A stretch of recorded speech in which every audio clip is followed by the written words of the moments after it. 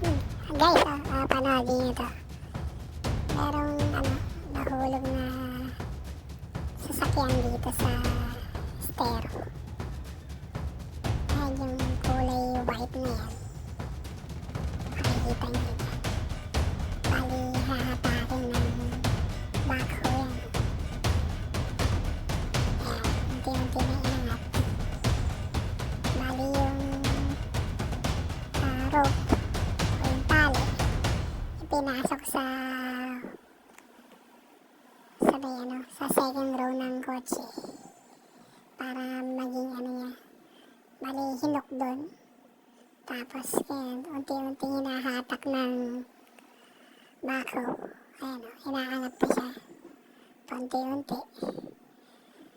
At ayan, maraming tao, alam mo naman dito sa Pilipinas, napakaraming tao.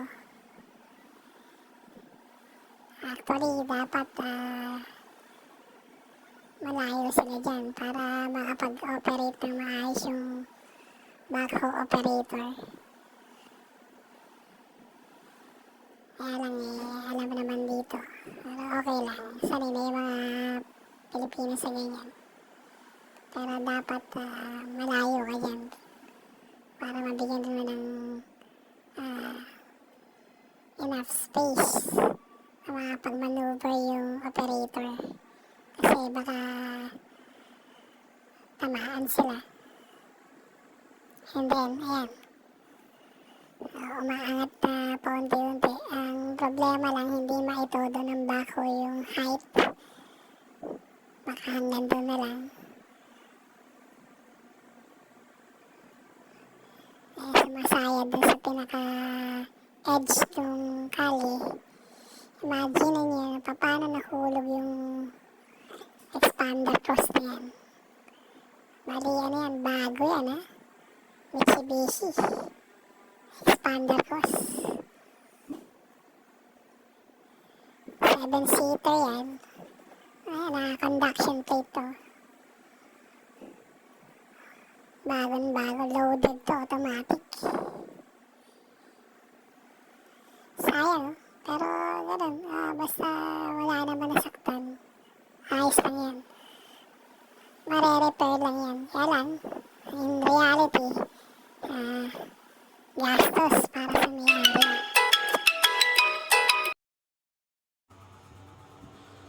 Ang lesson guys, ayan, basta ingat lang sa pagmamaneho palagi para makaiwas tayo sa ganitong insidente. Para lang kailangan kontrolado natin yung dala nating sasakyan, kabisado natin para safe tayo. Ayan guys, mag-ingat lang kayo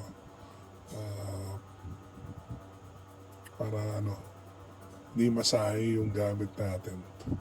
Yes, pamihado yan, gastos yan.